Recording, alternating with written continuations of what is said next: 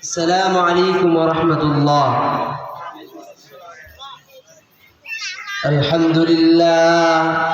الحمد لله نحمده ونستعينه ونستغفره ونؤمن به ونتوكل عليه ونعوذ بالله من شرور أنفسنا ومن سيئات أعمالنا. من يهده الله فلا مضل له ومن يضلله فلا هادي له. ونشهد أن لا إله إلا الله وحده لا شريك له. ونشهد أن سيدنا وسندنا وحبيبنا وطبيبنا وطبيب قلوبنا وأعمالنا صلى الله تعالى عليه وعلى آله وأصحابه وبارك وسلم تسليما كثيرا. أما بعد فقد قال الله تبارك وتعالى في كلامه المجيد: أعوذ بالله من الشيطان الرجيم. بسم الله الرحمن الرحيم. إنا نحن نزلنا الذكر وإنا له لحافظون. وقال رسول الله صلى الله عليه وسلم: خيركم من تعلم القرآن وعلمه، أو كما قال عليه الصلاة والسلام. ঐতিহ্যবাহী দক্ষিণ হাজীপুর আসামিগঞ্জ বাজার মদিনাতুল উলুম নুরানি হাফিজিয়া মাদ্রাসার বার্ষিক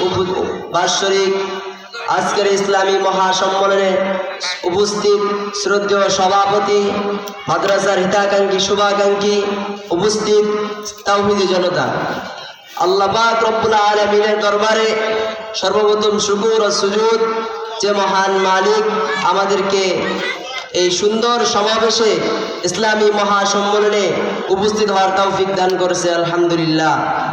প্রিয় উপস্থিতি, আমি যে আয়াতে কারিমা তেলাওয়াত করেছি, আল্লাহ রাব্বুল ইজ্জত ওয়াল জালাল পবিত্র কোরআনুল কারীম ইরশাদ করেন: ইন্না নাহনু নাযালনা যিকরা ওয়া ইন্না লাহু লাহাফিজুন। নিশ্চয়ই আমি এই কোরআন নাযিল করেছি, এই কোরআনের সংরক্ষণের দায়িত্ব আমি নিজে নিয়েছি। আমি যে হাদিসে কারিমা তেলাওয়াত করেছি, আল্লাহ রাসূল সাল্লাল্লাহু আলাইহি ওয়াসাল্লাম হাদিসের মধ্যে বলেন: খায়রুকুম মান তাআল্লামাল কুরআনা ওয়া আল্লামা। তোমাদের মধ্যে সর্বোত্তম ওই ব্যক্তি যে কোরআন শিক্ষা করে এবং শিক্ষা দেয়। প্রিয় হাজিরিন, আমরা হাদিস থেকে জানতে পারলাম পৃথিবীর মধ্যে সর্বশ্রেষ্ঠ মানুষ হলো যারা কোরআনুল কারীমের শিক্ষা লাভ করে এবং যারা এই কোরআনের শিক্ষক হয়, তারা সকলেই শ্রেষ্ঠ। জগৎবাসী যদি এটা না মানে তারপরেও শ্রেষ্ঠ, কেননা এই সার্টিফিকেট, এই ডিগ্রি দিয়েছে আল্লাহর হাবিব সাল্লাল্লাহু আলাইহি ওয়াসাল্লাম। এই ডিগ্রি নোবেল বিজয়ী ডক্টর ইউনূস দেয়নি, এই ডিগ্রির রোল টাইম আমাদেরকে দেয়নি, এই ডিগ্রি কোনো বিজ্ঞানী, কোনো দার্শনিক কেউ আমাদেরকে দেয়নি। এই ডিগ্রি দিয়েছে আল্লাহর হাবিব সাল্লাল্লাহু আলাইহি ওয়াসাল্লাম, যিনি আগত অনাগত সমস্ত মানুষের মধ্যে শ্রেষ্ঠ এবং সবচেয়ে শ্রেষ্ঠ ব্যক্তি।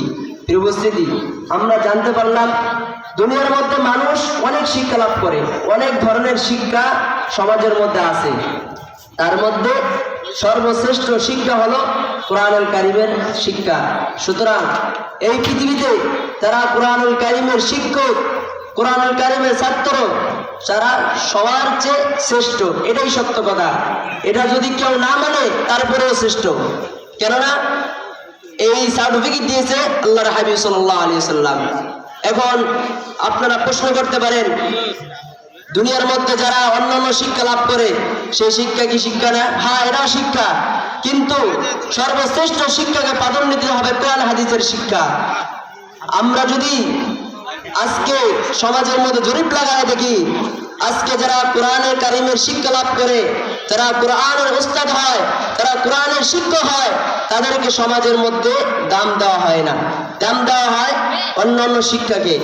আজকে যদি আমরা সর্বশ্রেষ্ঠ এই কোরআনকে সর্বশ্রেষ্ঠ শিক্ষা মনে করতাম, আমরা দাম দিতাম, তাহলে অবশ্যই আমাদের সমাজে সবচেয়ে দামি এবং সবচেয়ে শ্রেষ্ঠ হলো কোরআনের শিক্ষকরা। প্রিয় উপস্থিতি, আজকে দেখা যায় বিভিন্ন সময়ে বিভিন্ন প্রয়োজনে মানুষ বিভিন্ন সময়ে আলেম ওলামাদেরকে বিভিন্ন সময়ে ভয় প্রতিপন্ন করে। আমরা সময়ের মধ্যে আমরা দেখতে পাই প্রিয় উপস্থিতি, কোরআনের এই অবনতি, কোরআনের এই অপমান আল্লাহ রাসূল আল্লাহ তাআলা কখনো মানবেন না। সময়ে সময়ে বিভিন্ন সময়ে যারা এই কোরআনকে অপমান করেছে, কোরআনের যারা বিরুদ্ধাচরণ করেছে, আল্লাহ রাব্বুল ইজ্জত ওয়াল জালাল বিভিন্ন সময় তাদেরকে বিভিন্ন মোকাবেলায় তাদেরকে ধ্বংস করে দিয়েছেন। প্রিয় উপস্থিতি, দেশ স্বাধীন হয়েছে 50 বছর হয়েছে।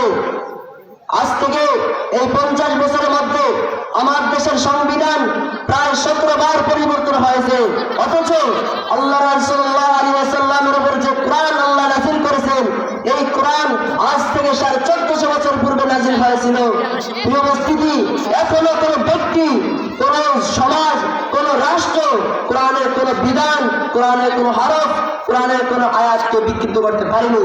সময়ে সময়ে যারা এই কোরআনকে বিকৃত করতে এসেছিল, আল্লাহ রাব্বুল ইজ্জত ওয়াল জালাল বিভিন্ন সময় তাদেরকে ধ্বংস করে দিয়েছেন।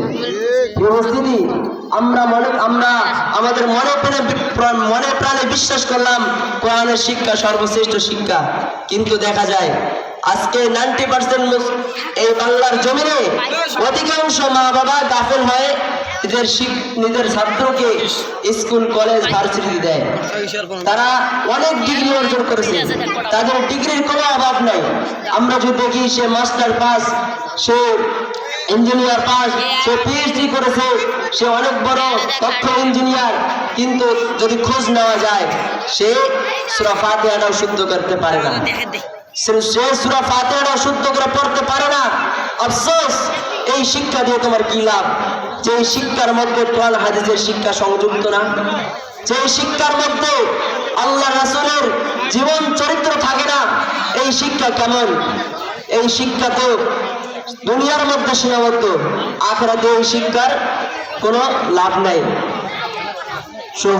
সুতরাং প্রিয় হাজরিন, আমি উদাত্ত আহ্বান রেখে বলবো, আজই এই মদিনাতুল উলুম আসামিগঞ্জের মাদ্রাসায় আপনার সোনামণিটাকে এসে ভর্তি করে দিয়ে যান।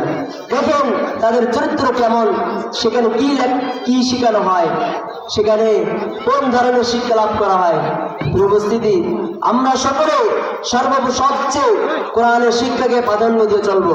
উপস্থিতি, আমি যে আয়াতে কারিমা তেলাওয়াত করেছি, আল্লাহ রাব্বুল ইজ্জত ওয়াল জালাল বলেন, ইন্না নাহনু নাযালনা যিকরা ওয়া ইন্না লাহু লাহাফিজুন। এই কোরআন আমি নাযিল করেছি, এই কোরআন সংরক্ষণের দায়িত্ব আমি নিয়েছি। এই আয়াতের সংশ্লিষ্ট আল্লামা ইবনে কুরতুবী রাহমাতুল্লাহি আলাইহি তার তাফসীরে কুরতুবীর মধ্যে একটা ঘটনা উল্লেখ করেছেন। প্রিয় উপস্থিতি, আল্লামা ইবনে কুরতুবী রাহমাতুল্লাহি আলাইহি বলেন যে খলিফা মামুনের জামানায় বিভিন্ন সময়ে বিভিন্ন মোকাবেলায় বিভিন্ন সময়ে বিভিন্ন প্রয়োজনে একটা ফিকহি মজলিসের আয়োজন করা হতো।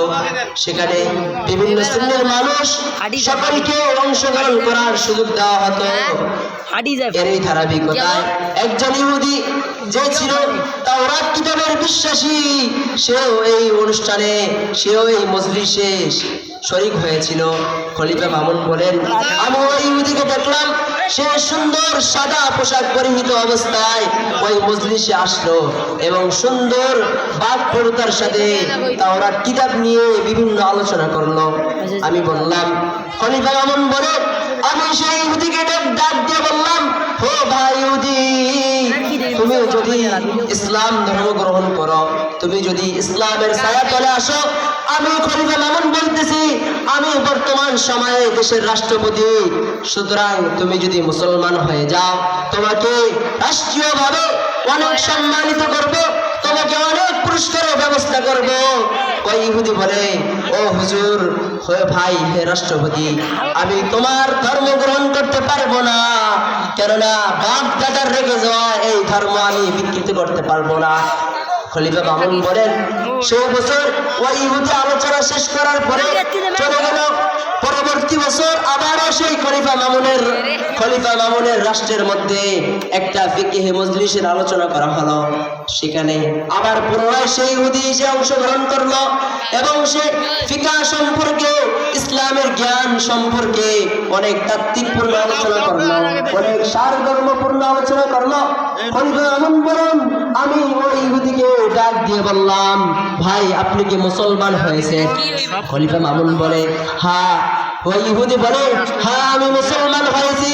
এবার খলিফা মামুন বলে, হে ভাই, আপনাকে আমি গত বছর বলেছিলাম যে আপনি যদি ইসলামের ছায়া তলে আসেন, আপনি যদি ইসলাম ধর্মকে মনে প্রাণে বিশ্বাস করেন, তাহলে আপনাকে আমি রাষ্ট্রীয়ভাবে সম্মাননা দিব। কিন্তু আপনি আমার এই দাবিকে প্রত্যাখ্যান করলেন, বাপ দাদার রেখে যাওয়া এই ধর্ম আপনি অনুসরণ করবেন না বলে চলে গেলেন। কিন্তু এখন দেখা যায় আপনি নিজের থেকে, এখন নিজ থেকে আপনি ইসলাম ধর্ম গ্রহণ করে নিলেন, তার কারণ কি? এবার সেই ইহুদি বলেন, আমি, আমার পেশা ছিল, আমি স্বহস্তে কিতাব রেখে বিক্রি করতাম। আমি এখান থেকে যাওয়ার পর আল্লাহ রাব্বুল ইজ্জত ওয়াল জালাল যে কোরআন কারীমের মধ্যে বলেছেন, এই কোরআন আমি নাযিল করেছি, এই কোরআন সংরক্ষণের দায়িত্ব আমি নিয়েছি। আমি এটা যাচাই বাছাই করার জন্য তাওরাতের এক কপি আমি আমার নিজের মতো লিপিবদ্ধ করলাম, সেখানে অনেক দিক সাজিত করলাম এবং এই কিতাব নিয়ে আমি ইহুদিদের উপাসনালয়ে গেলাম। আমি ইহুদিদের কাছে এই কিতাব যখন পেশ করলাম, তারা সকলে অনেক আগ্রহের সাথে, অনেক চড়া দামে আমার থেকে এই কিতাবটি ক্রয় করে নিল, কোন রকমের যাচাই বাছাই করলো না। ঠিক অনুরূপ আমি ইনজিলের একটা কপি আমার মনের মতো পরিবর্তন সাধিত করে আমি একখানা, আমি ইহুদিদের, আমি খ্রিস্টানদের উপাসনালয়ে নিয়ে গেলাম। সেখানে ইহুদিরা অনেক গুরুত্বের সাথে আমার সেই কিতাবটা গ্রহণ করে নিল, কিন্তু কোন রকমের যাচাই বাছাই করলো না। প্রিয় হাজিরিন, এর অনুরূপ সেই ইহুদি বলে, আমি একখানা কোরআনের কপি লিপিবদ্ধ করে আমি মুসলমানদের কাছে পেশ করলাম। যখন এই মুসলমানদের নিকটে এই কিতাব পেশ করলাম, তারা একের পর এক আমার বিরুদ্ধে সমালোচনা করা শুরু করে দিল। এই আলেম তো আমাদের এই কোরআনকে বিকৃত করে ফেলেছে, আমরা এই কিতাব গ্রহণ করবো না। সকলে আমার নিকট কিতাব ছেড়ে দিল। পরিস্থিতি আমরা এটাই জানতে পারলাম যে আল্লাহ রাব্বুল ইজ্জত ওয়াল জালাল রাসূল সাল্লাল্লাহু আলাইহি ওয়াসাল্লামের নিকট 1400 বছর পূর্বে যে কিতাব নাযিল করেছেন, এই কিতাব আজও অক্ষত রয়েছে, এই কিতাব আজও লিপিবদ্ধ রয়েছে। সুতরাং কোরআনকে কেউ পরিবর্তন করতে পারবে না। পরিস্থিতি এই সংখ্যাগরিষ্ঠ মুসলমানের বসে আমি প্রত্যহীন কণ্ঠে বলতে চাই যে রাসূলের শানে আল্লাহ রাব্বুল ইজ্জত ওয়াল জালাল কৃষ্ণ কোরআন নাযিল করেছেন। আমরা দেখতে পাই সময়ে সময়ে বিভিন্ন কুলাঙ্গার আমার রাসূলের ইজ্জতে বেয়াদবি করে থাকে, অথচ রাষ্ট্রীয়ভাবে তার কোনো বিচার করা হয় না।